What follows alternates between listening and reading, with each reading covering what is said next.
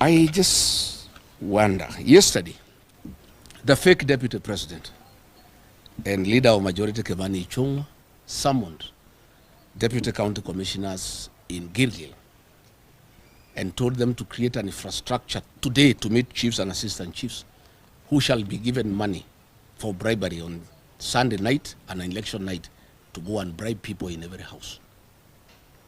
So the chiefs and Welcome back to Danese Media. Now, ladies and gentlemen, if the crew within the IEBC in Kenya led by Erastus Ethekon want Kenyans to trust them that they are well prepared to conduct a free and fair general election on 10th August 2027, number one, they should order the arrest of some state officials that are be deployed to Kalou to continue with voter bribery. That is number. Sasa pale ndege karibu sinagongana kwa hewa. Mpaka tunauliza IG atafute base commander awekwe huko kwa hewani to manage traffic. Mandege pale nasunguka Kalou, hatujaona kitu kama hiyo tangu dunia yubwe. Magari maprado ni zaidi ya 1000. One, all the state officials should be arrested in Kalou constituency. Number two, they should allow free and fair by-election in Kalou constituency. Number three, they should disqualify UDA candidate that is leading to voter bribery in Kalou constituency.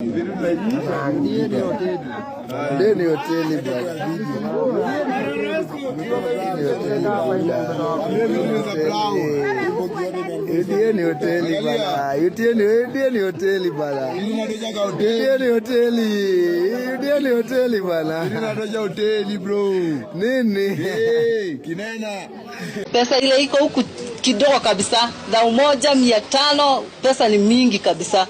Tumekula kukula.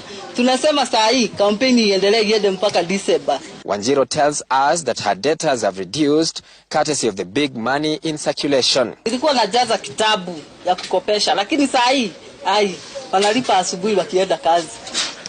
Na mtu akifika kwa shamba asikie nini, kuna watu wamekuja serikali wanaacha majembe mahali wanalima, wanatokea. Because the kind of development that Ruto have took in Kalou constituency is all about voter bribery. Because why now? Where were you? This bribery has gone on for the last 2 months. Why didn't you stop it? There is no violence in Kalou. Violence was in Malava, you never stopped it.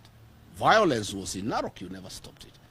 In Kaspul, Kabondo, people were killed, you didn't stop the election. You are now being used by William Ruto to postpone the election because he knows he faces a humiliating defeat next week. Mbona hizi vitu hazikuwa zinafanywa before the death of the late member of parliament of Kalou constituency? Why are they doing them right now? Sasa tumefika, Ruto ameharibu siasa ya Kenya.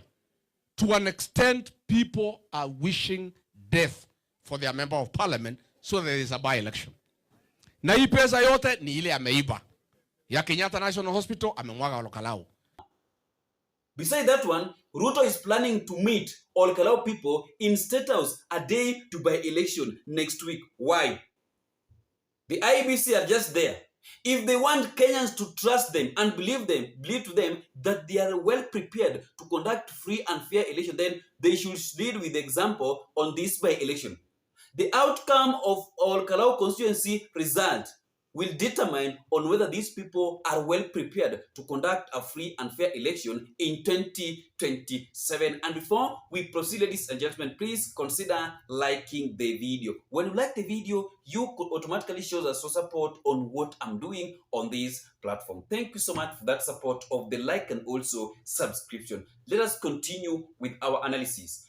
Beside that one, earlier today, 2 hours ago, the former impeached Deputy President Gachagua also dropped a shocking bombshell on how Kindiki Kimani Ichung'wah are being prepared to meet assistant chiefs and chiefs in Kalou to make sure that they bribe people ahead of 16th July by-election. Wanaenda kupewa pesa ili wa bribe watu at night. Why, Mr. President? I just wonder, yesterday, the fake deputy president and leader of majority Kevani Ichung'wah summoned deputy county commissioners in Gilgil and told them to create an infrastructure today to meet chiefs and assistant chiefs who shall be given money for bribery on Sunday night and election night to go and bribe people in every house. So the chiefs and the assistant chiefs will be meeting Kindiki and Ichongwa today. And Ichongwa did tell them that they are in charge of IBC. In fact, Ichongwa went ahead to tell the government officials that they have bought a house in Karen for Mr. Ethokon at 80 million. Ethokon did not have a house in Nairobi, he was living in Turkana. I want to challenge the chairman of IBC to confirm whether he has moved to Karen and how did he purchase this house. He has been in office for a year. His income is not sufficient to buy a house for 80 million. Is it true what Ichongwa is saying, that the government has bought you a house in Karen so that you can bangle the 2027 general election? And Ichongwa told the officers that they have instructed Ethokon to make sure that the UDA candidate is announced the winner, even if he loses, even if people die. I want to challenge Ethokon. When did you move to Karen? You came from Turkana. You came to my neighborhood at a house of 80 million. Where did you get the money to buy a house for 80 million? It must be what Ichongwa is saying, that they bought you the house and you do what they want. Mwangi Kujori has been calling the presiding officers and threatening them, offering them money to bangle the election. And those who refuse, he is intimidating them. That he has instructions to make from William Ruto to make sure the election is won. And he is telling them that if they don't help government, they'll face government wrath.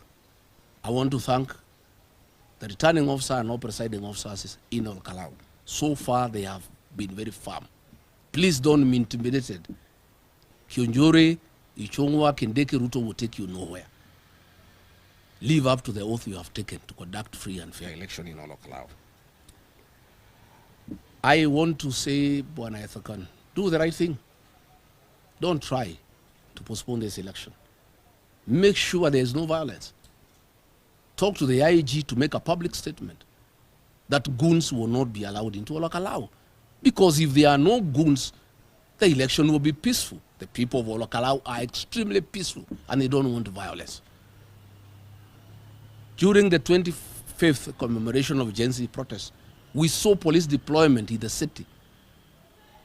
How come they cannot secure a simple constituency in Kalou from goons, to the extent that the IBC chair is crying that he needs to postpone elections because of anticipated violence? We are asking IBC to discuss with the IG that plainclothes police officers are not deployed in Kalou because they are the ones who cause violence. They are the ones who cause violence in Bere. Plainclothes police officers are the ones who cause violence in Narok. They are the ones who are causing violence in Kalou. They are the ones that Eric Wamumbi and Betty Minor planning to cause violence in Kalou. We want the IG to deploy only uniformed police officers in Kalou, so that if they cause violence, people can notice, they can take photographs and videos. We are asking plainclothes police officers to be kept off Kalou. We are asking the IG to make a public statement that goons from Nairobi, being organized by Moses Kuria, and others will not be allowed into Kalou. And if goons are kept off Kalou, we'll have a very peaceful election, because the people of Kalou are peaceful people. I want to add there by saying that there was a meeting on 9th July by the County Security and Intelligence Committee with all the candidates to discuss security. This meeting was postponed indefinitely. Let us listen to Brigadier Gachagua. That is how things are now being cooked secretly in Kalou constituency. Yeah. Yet we have people that are calling themselves the independent electoral boundary in Kenya. Mwache kutupima akili. There is nothing like independent IBC in Kenya. How can you say that you might postpone the by-election because of voter bribery, yet there is evidence that there is ongoing voter bribery in Kalou? We don't even need to be told. It is something that you have been seeing each and every day for the last 2 months. The president have spent 1 billion on bribes alone on the ground. The president has spent over 10 billion on project, which is being seen public. It is not even something that have been hidden. Ni kitu yenye imewekwa wazi. So why don't you go for those people? UDA candidate is leading in voter bribery, yet you are still quiet. What are you still waiting for? What are you still waiting for? Arrest us at the call. If you want Kenyans to trust you and believe on you that you are ready to conduct a free and fair general election, then you need to lead by an example. You need to show us an example with Kalou by election. Because if you postpone that by election, you will. If you postpone the by election, it seems like you will be trying to tell Kenyans that you are not well prepared to conduct general election. So your press statement that you did yesterday was so totally wrong. You could have remained silent because you totally exposed the image of the IEBC on how IEBC are corrupt. Why are you afraid? You know the people that are causing violence there. You know the people that are pre-planning to cause the violence. Why don't you talk to the DIG Lagat and Murkomen to ensure that there will be no goons there, being ferried there, and there will be no stealing of the election, stealing of votes? Why don't you talk to the security chiefs in Kenya to ensure the safety of the people of Olkalau during the by-election? Those are the things that you are supposed to be addressing. Yesterday, you were supposed to tell Kenyans that on the by-election of Olkalau, we are going to ensure that no one will be harmed, no one's vote will be stolen, things like that one. You are supposed to ensure the safety of the people of Kalou will be guaranteed. But you are telling the people of Kalou that you are going to postpone the by-election. They won't allow you to do it. And if you do it, do you know that whenever you are doing it, you are making opposition leaders to be more popular, to have something to say about your government. So you need to be very, very careful. Yeah.